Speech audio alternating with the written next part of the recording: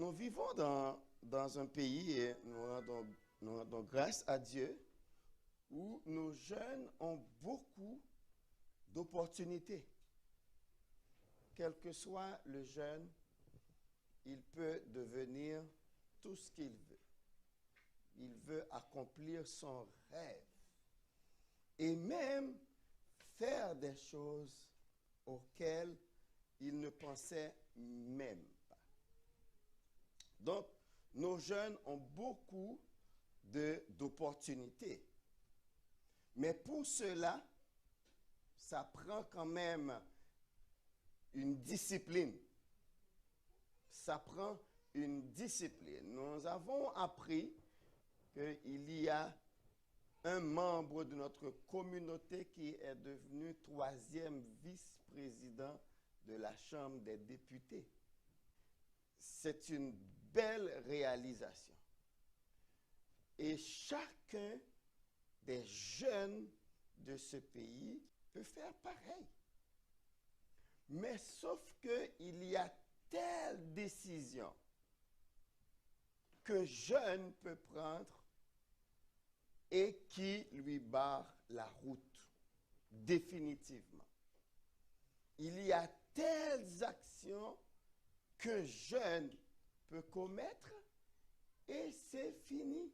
Ou du moins, il peut arriver à certains niveaux, mais il ne pourra pas atteindre certains autres niveaux. Or, ce que nous voyons dans la portion que j'avais commencé à partager avec les gens qui étaient présents hier dans le jeûne, c'est dans Proverbes chapitre 2. Proverbes chapitre 2. Nous allons faire la lecture ensemble comme on avait fait hier. Et puis ensuite, je partagerai avec vous ce qu'on peut découvrir dans cette lecture. J'ai titré « Les conseils d'un père ». Ok. Voilà, on peut commencer à lire ensemble. Mon fils, ensemble, si tu fais bon accueil à mes paroles et si tu retiens mes commandements. 2. Ah, il paraît que la technologie fait défaut. Si la technologie fait autant défaut, on va y aller avec la vieille méthode. Je vais lire pour vous. On continue. Si,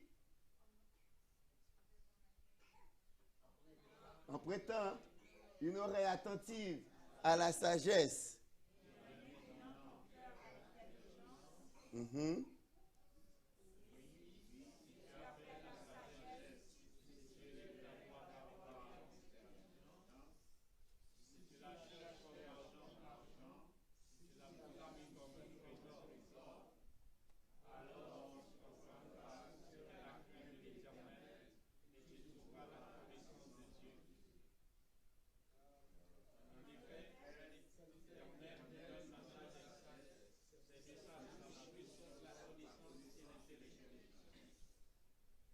il tient le succès en réserve pour les hommes droits.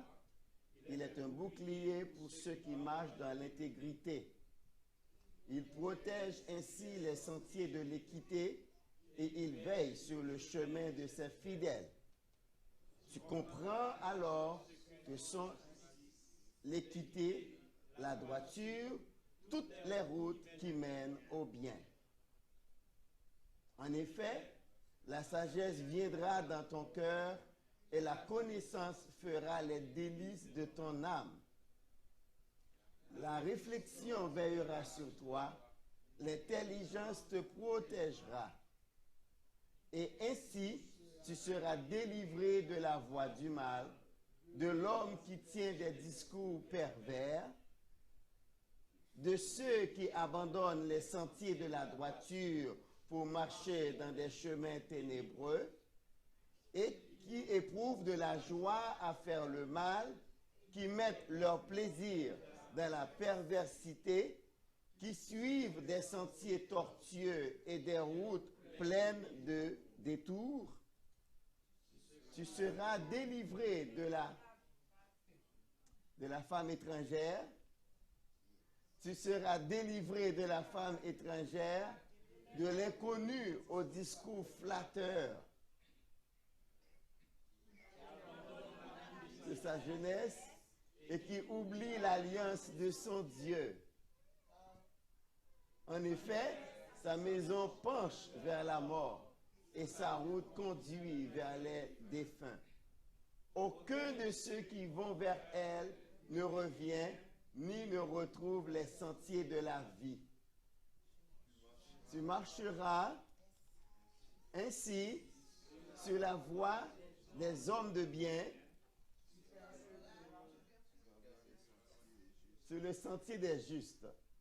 Tu marcheras ainsi sur la voie des hommes de bien et tu persévéreras sur les sentiers des justes. En effet, les hommes droits habiteront le pays, les hommes intègres y resteront, tandis que les méchants seront exclus du pays, les infidèles en seront arrachés.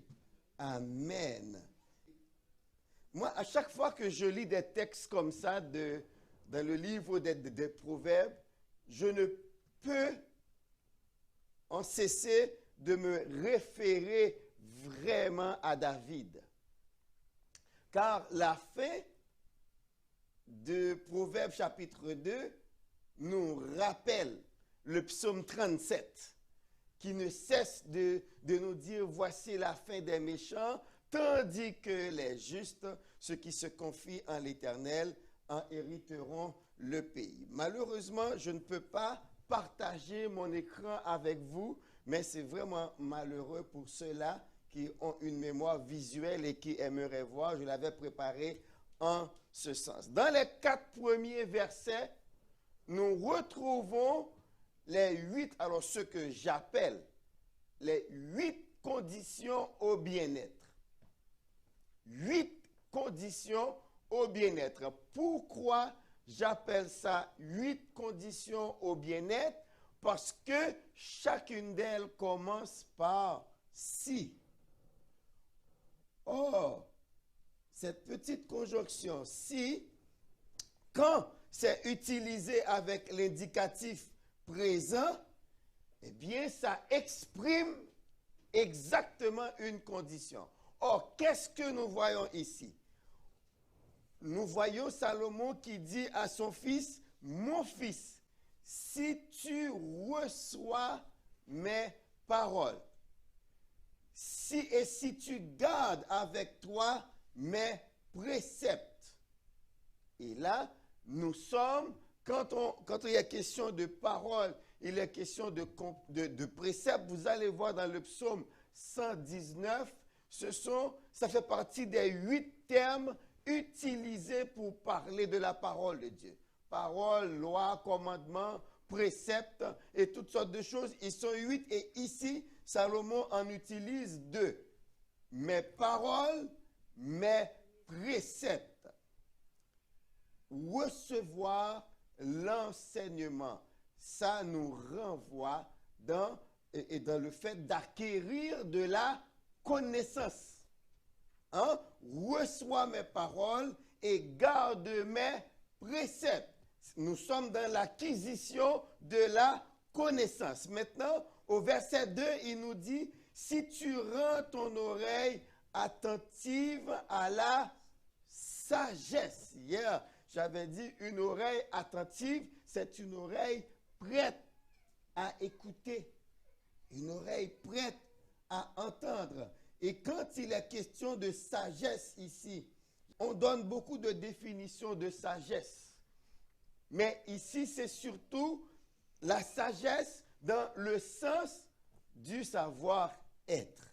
Cette capacité de prendre de bonnes décisions, cette capacité aussi de bien se comporter dans la société. Il est dit ici, si tu tends l'oreille à la sagesse et si tu inclines ton cœur à l'intelligence. Intelligence est compris ici comme l'aptitude de quelqu'un à s'adapter à une situation, à choisir des moyens d'action en fonction des circonstances. Mais il y a aussi une autre définition.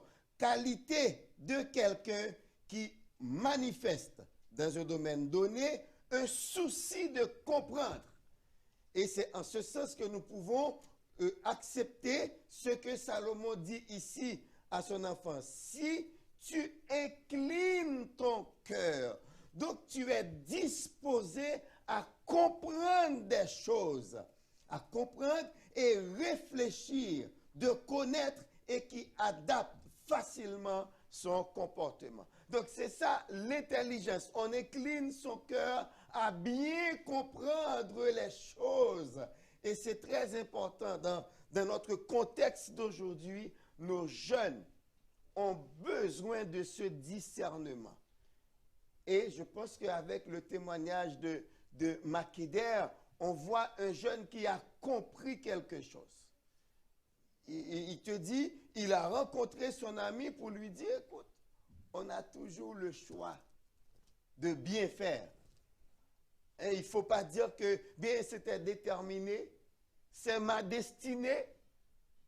Vous allez rencontrer des gens qui vont dire ça, c'est ma destinée. Si je dois aller au ciel, j'irai au ciel. Si je dois aller en enfer, j'irai en enfer. C'est ma destinée. Mais sauf que j'aimerais vous dire ce matin, Dieu vous donne le choix. Et c'est exactement la raison pour laquelle Dieu n'a pas fait de nous des robots.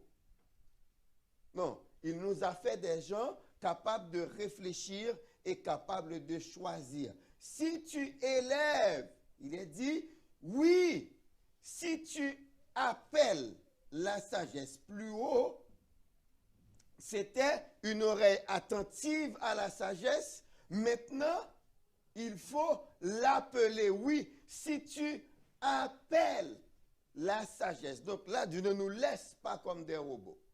Il y a des actions que nous pouvons faire afin de choisir le droit chemin. Si tu élèves ta voix vers intelligence, si tu la cherches comme de l'argent, il y a des gens qui se tuent pour avoir beaucoup d'argent. Hein? Et dans le psaume 127, c'est le même Salomon qui va dire, en vain, vous levez-vous matin, en vain, vous vous couchez tard, en vain, vous mangez le pain de douleur. Il en donne autant à ses bien-aimés pendant leur repos. En vain. Donc, ici, il dit, voici ce que tu peux chercher avec impatience, comme de l'argent, l'intelligence. Et voici ce que tu dois poursuivre comme un trésor, c'est l'intelligence. Quelle intelligence pour comprendre les choses de Dieu, pour comprendre les choses de la vie, pour comprendre son environnement, afin de savoir comment se comporter dans cet environnement. Et Salomon continue. Il continue et il dit, si tu agis ainsi, il va dire un premier alors. Dans le même texte, il y a deux alors. Donc, si tu agis ainsi, alors signifie en conséquence. Voici ce que ça va produire chez toi, au verset 5. Donc, après ces 8 conditions qu'il a données, il dit, si tu respectes, si tu fais, c'est pour cela, dès le début, il lui a dit, il faut garder mes paroles, il faut garder mes préceptes, parce que je te donne de bons conseils. Donc, si tu fais cela, si tu arrives à faire cela, quel cela? À rechercher 3 choses, la connaissance, la sagesse et l'intelligence. C'est de ça qu'il est question dans ce chapitre. La connaissance, la sagesse, l'intelligence et la sagesse. Il y a une autre façon, on les appelle. On les appelle le savoir, le savoir-faire et le savoir-être. Donc, la connaissance, c'est le savoir ce qu'on connaît. L'intelligence, c'est le savoir-faire, la façon d'utiliser ce qu'on sait dans le quotidien. Utiliser ce qu'on sait, et la sagesse, c'est le savoir-être. Cette capacité de prendre de bonnes décisions, cette capacité aussi de bien se comporter dans la société. Et voilà pourquoi on est étonné de voir les actions de certaines personnes que nous connaissons, qui sont de grands savoirs. Ils connaissent beaucoup, ils ont fait des classes, ils ont reçu des titres, ils ont reçu des diplômes. Mais cependant, quand on observe ces gens-là, on se demande, mais à quoi leur sert tout ce savoir? À quoi ça sert? À quoi ça sert d'avoir tout ce savoir et ne pas pouvoir bien se diriger dans la vie? On regarde la vie de ces personnes-là, c'est exécrable. Mais nous avons tout ici. Voilà pourquoi nous encourageons nos jeunes à demeurer dans la parole. Parce que la parole de Dieu nous indique la voie à suivre. Et rappelez-vous, j'avais intitulé cela « Les conseils d'un père ». Et les premiers, c'était des conditions au bien-être. De ces conditions vont découler tout le reste du chapitre.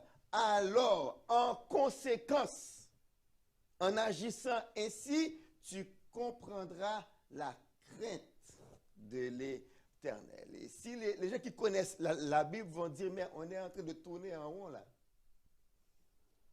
Parce qu'il a dit avant, il faut incliner son cœur vers la sagesse, il faut appeler la sagesse. Et là, il dit, tu comprendras la crainte de l'Éternel, parce que effectivement, la crainte de l'Éternel est le commencement de la...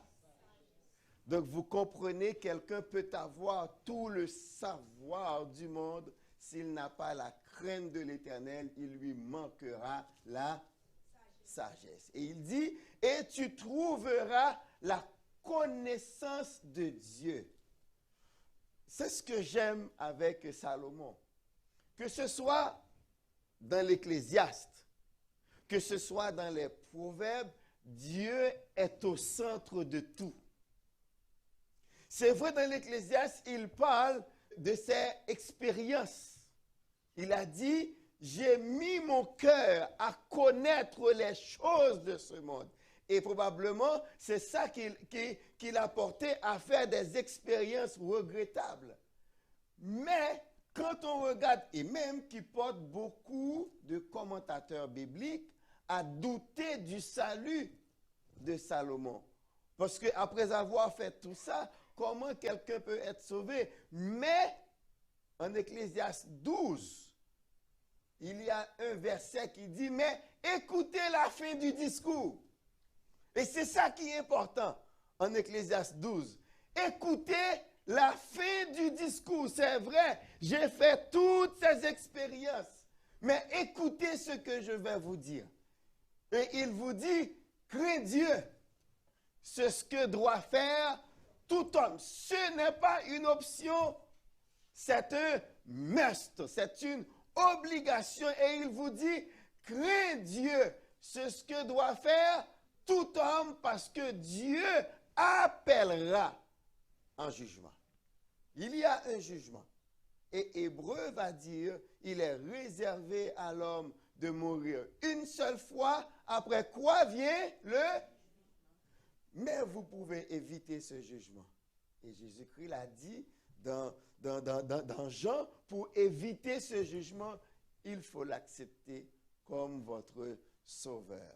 Mais on revient dans Proverbes chapitre 2 qui nous donne beaucoup de bonnes choses. Il dit, si vous faites les 8 premières choses, tu comprendras la crainte de l'Éternel, tu trouveras la connaissance de Dieu. Je ne sais pas si vous prenez le temps de prendre le poids de cette phrase. Tu connaîtras, tu trouveras la connaissance de Dieu. Pour moi, ça me paraît excessif.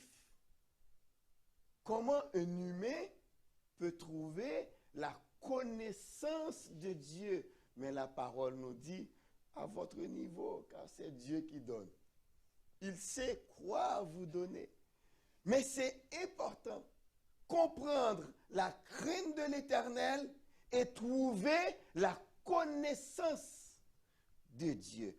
Voici ce qui est indispensable à toute personne qui veut bien vivre sur cette terre. Comprendre la crainte de l'Éternel et avoir la connaissance de Dieu. Pourquoi? Parce que c'est l'Éternel qui donne la sagesse, au verset 6. Parce que, car l'Éternel donne la sagesse. Et de la bouche de l'Éternel et de sa bouche sortent la connaissance et l'intelligence. En fait, c'est un boucle. On tourne en rond, mais ça nous parle de l'importance de ces choses dans la vie. La sagesse, la connaissance et l'intelligence. De la bouche de l'Éternel sortent la connaissance et l'intelligence. Dans le psaume 119, il y a 3 versets qui vraiment ont eu une grande importance, une grande influence dans ma vie. Ce sont les versets 98, 99 et 100 dans le psaume 119. Parce que ça parle exactement de la connaissance, de l'intelligence et de la sagesse. Il dit que quand on médite la parole de Dieu, il dit, je médite ta parole, je suis plus instruit que mes maîtres, que tous mes maîtres. Que tous mes maîtres. Seulement en méditant la parole de Dieu, vous pouvez devenir plus instruit que tous vos maîtres. Plus intelligent que mes ennemis. Ça, c'est extraordinaire. Plus intelligent que mes ennemis et plus sage que les vieillards. Un jeune qui médite la parole de Dieu, il peut se révéler plus instruit que ses maîtres, plus intelligent que tous ses ennemis et plus sage que les vieillards. Quand la parole dit, si vieillesse pouvait, si jeunesse savait, hein? On le dit, parce qu'on le dit, la sagesse est dans les cheveux blancs. Mais cependant, la Bible dit, quand on médite la parole de Dieu, on peut avoir assez de sagesse, et même beaucoup plus. Naturellement, combien de vieillards ne connaissent pas la parole de Dieu? Combien de vieillards? Si par exemple, un jeune se met à étudier la parole de Dieu, à méditer, mais vous pouvez vous tenir devant ces vieillards-là qui ne connaissent pas la Bible, qui ne connaissent pas Dieu. Mais oui. Et même, ils vont s'étonner de votre sagesse, de telle manière qu'ils vont dire, mais d'où lui vient cette sagesse? J'avais répondu cela à un ami à moi, en Haïti. Je lui ai dit, la Bible. Il m'a demandé, mais Élisée, qui t'a élevé? Qui t'a éduqué? Je lui ai dit, ma mère. Ah oui, mais ta mère est très courageuse. Mais comment elle a pu vous éduquer ainsi? Je lui ai dit la Bible. Ma mère m'a éduqué avec la Bible. Et là, je vous garantis, père et mère, prenez la Bible comme manuel d'instruction.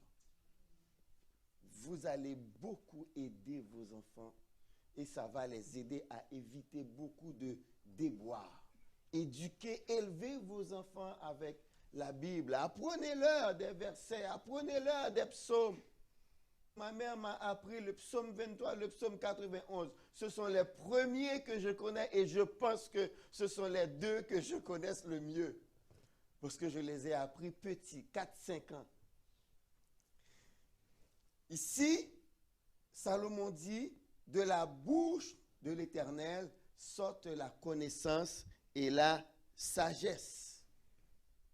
Et pour nous aider à comprendre Dieu, il dit, non seulement de sa bouche sortent la connaissance et la sagesse, mais aussi il tient en réserve. Qu'est-ce qu'il tient en réserve? Le salut pour les hommes droits. C'est quoi le salut? Dans un premier temps, c'est le fait d'échapper à la mort, du danger, de garder ou de recouvrer un état heureux, prospère. C'est ça le salut. Et c'est ce que Dieu tient en réserve pour ceux-là qui le suivent.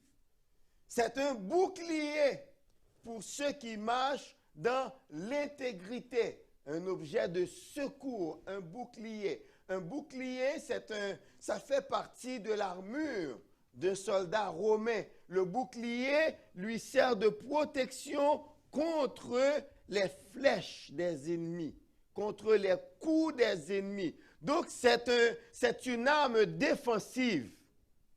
On parle maintenant de bouclier nucléaire, un bouclier des étoiles. Hein, c'est un système que les gens ont mis qui aide à protéger les pays contre des missiles, hein, des missiles aériens.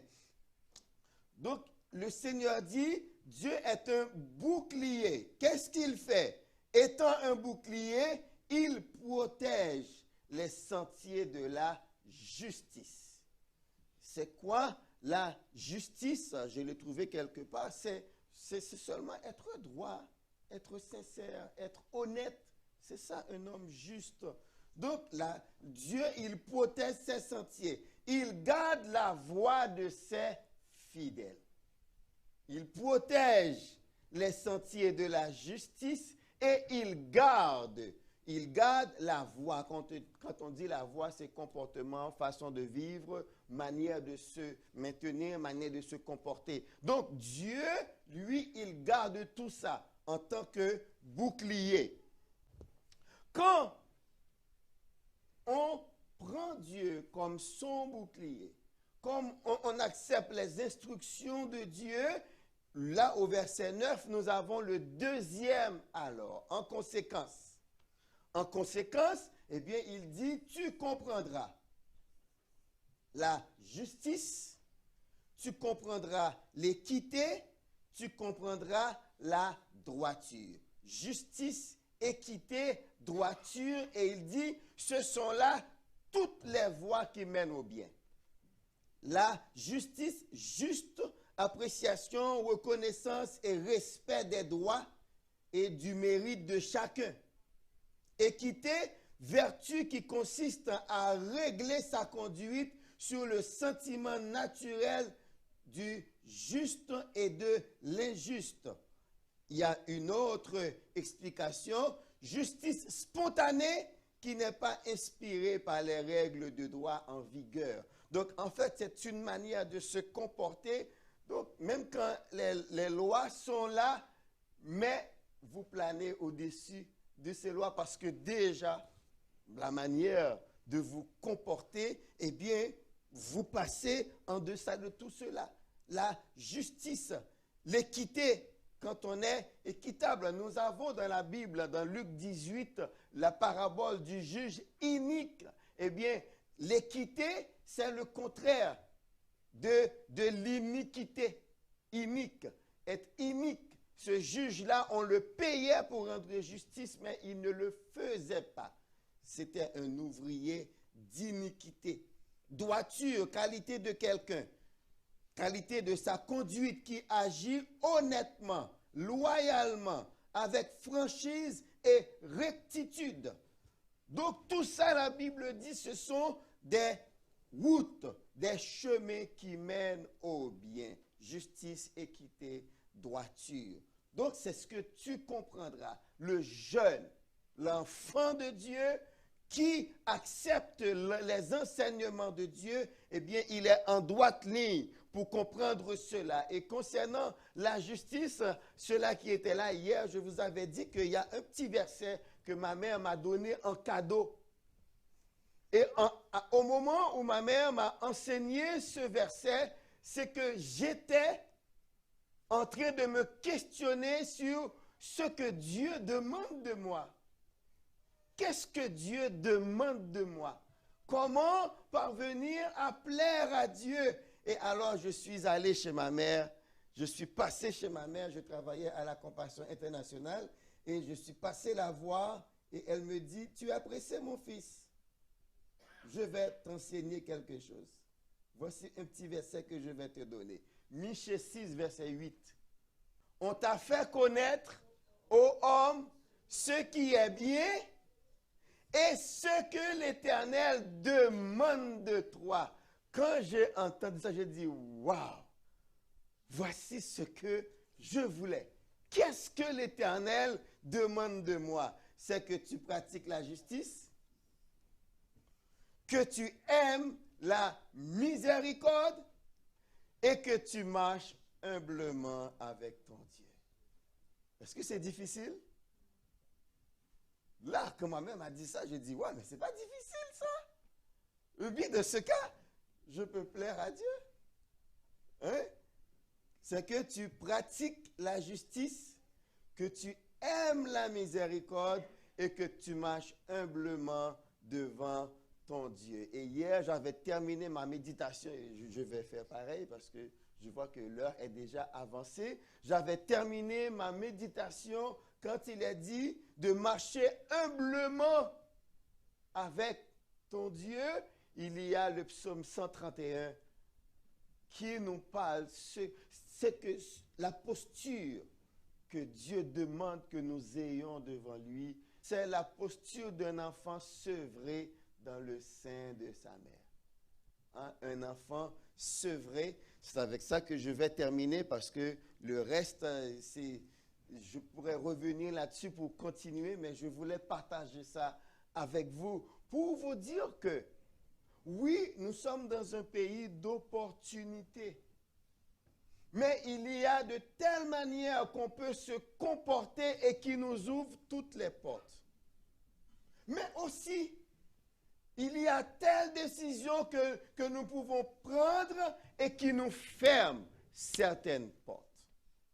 Si vous avez choisi de ne pas chercher la sagesse, de ne pas poursuivre l'intelligence, de ne pas surtout rechercher la crainte de l'Éternel, la connaissance de Dieu, eh bien, vous allez voir que certaines choses, vous aurez beau étudier, vous aurez beau passer des nuits dans des travaux, vous aurez beau travailler, bien travailler votre CV, mais il y a certaines portes qui seront fermées devant.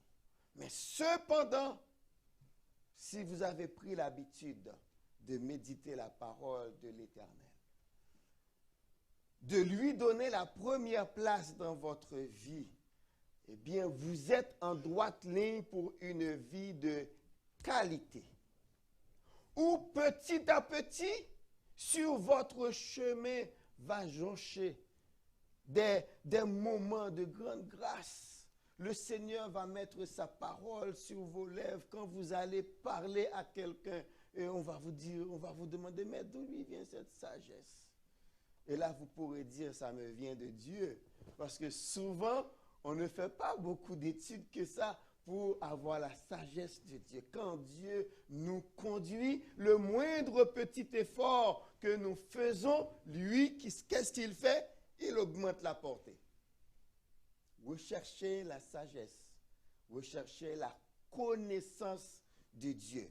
Et le verset, on t'a fait connaître aux hommes, aux femmes, ce qui est bien et ce que l'Éternel demande de toi, c'est que tu pratiques la justice, que tu aimes la miséricorde et que tu marches humblement devant ton Dieu. Et lisons, je ne sais pas si quelqu'un l'a trouvé, si quelqu'un le trouve dans sa Bible, j'aimerais que quelqu'un lise très fort pour nous le psaume 131. C'est un petit psaume de 3 versets seulement. Est-ce que quelqu'un l'a trouvé? Psaume 131.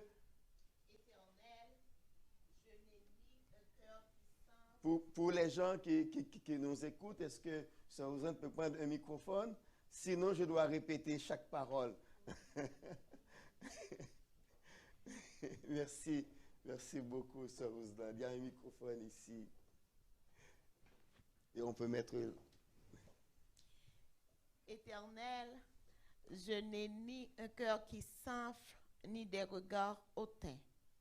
Je ne m'occupe pas de choses trop grandes et trop élevées pour moi. Loin de là, j'ai l'âme calme et tranquille, comme un enfant sevré qui est auprès de sa mère. J'ai l'âme comme un enfant sevré. Israël, mets ton espoir en l'Éternel, dès maintenant et à jamais. Amen. Avoir l'âme calme et tranquille comme un enfant sevré. Et ce calme, cette tranquillité, c'est la confiance que nous plaçons dans notre Seigneur, qui nous donne. Qu'est-ce qui fait un enfant est un enfant? L'enfant n'a pas de soucis. Et qu'est-ce qui fait qu'un adulte est un adulte, et surtout un adulte est plein de rides? C'est quand nous prenons tous nos soucis sur nos épaules.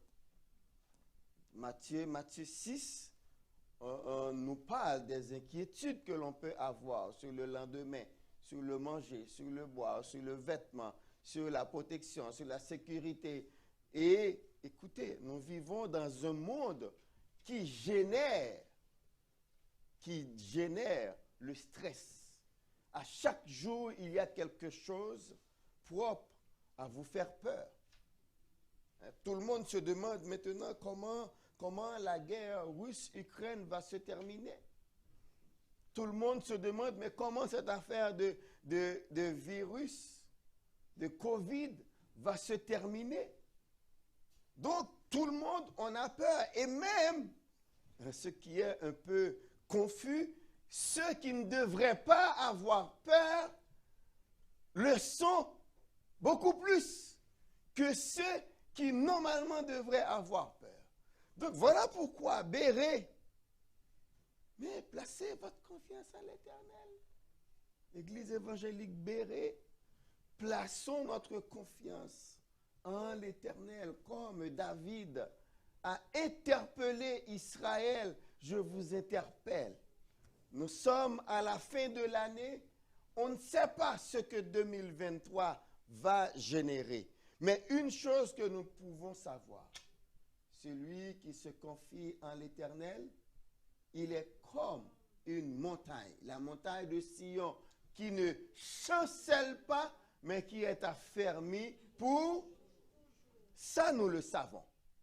Donc, voilà pourquoi j'ai partagé ces paroles avec vous. Je ne sais pas quel effet ça va produire, mais ça, je laisse ça entre les mains du Seigneur. Mais je prie réellement que vous preniez un temps pour réfléchir sur ces choses. La recherche de la sagesse de Dieu, la recherche de l'intelligence de Dieu, la recherche de la connaissance de Dieu et le fait de méditer. Mon souhait et ma prière, c'est que chaque personne qui fréquente Béret devienne des biblistes. Que vous deveniez des biblistes, des gens qui s'attachent à la Bible, à la parole de Dieu. Amen. Que le Seigneur vous bénisse. On se met debout et nous allons prier pour terminer avec le culte. Et j'ai envie de chanter un chœur sur la parole. Ta parole est une lampe à mes pieds et une lumière. Je ne sais pas si vous connaissez. Ta parole est une lampe à mes pieds et une lumière, et une lumière. Ta parole est une lampe à mes pieds et une lumière sur mon sentier. Cher Seigneur, merci pour ce temps que tu nous as accordé en ta présence. Nous étions réellement en ta présence car tout a été pour pour nous bénir, pour nous édifier. Et merci pour ta parole qui a été proclamée. Merci Seigneur pour ce que nous avons partagé ensemble. Nous te prions Père que ces paroles deviennent une vraie nourriture pour nous et que nous puissions y attacher Seigneur toutes nos attentions afin de la méditer. Car nous avons vu, quand on médite la parole de Dieu, quand on s'arrête sur les préceptes, les commandements de Dieu, quand on s'arrête sur ce que Dieu nous ordonne, les ordonnances de Dieu, eh bien, on peut acquérir la connaissance de Dieu, l'intelligence de Dieu et la sagesse de Dieu. Papa, c'est notre prière pour tous ceux qui sont à l'écoute, que ceux qui nous suivent sur YouTube ou sur Zoom, et ceux qui sont présents dans le sanctuaire, que ta grâce abonde dans la vie de chacun de nous et que ta parole nous guide, nous éclaire et nous montre le chemin vers toi. C'est notre prière au nom de Jésus qui vit et qui règne au siècle des siècles. Amen. Que la grâce de notre cher Sauveur et Seigneur Jésus-Christ, l'amour de Dieu notre Père et la communion du Saint-Esprit, notre guide, reste et demeure dans le cœur de chacun de nous, dès à présent, jusqu'au grand matin de l'éternité. Amen et amen. Soyez tous bénis au nom de Jésus.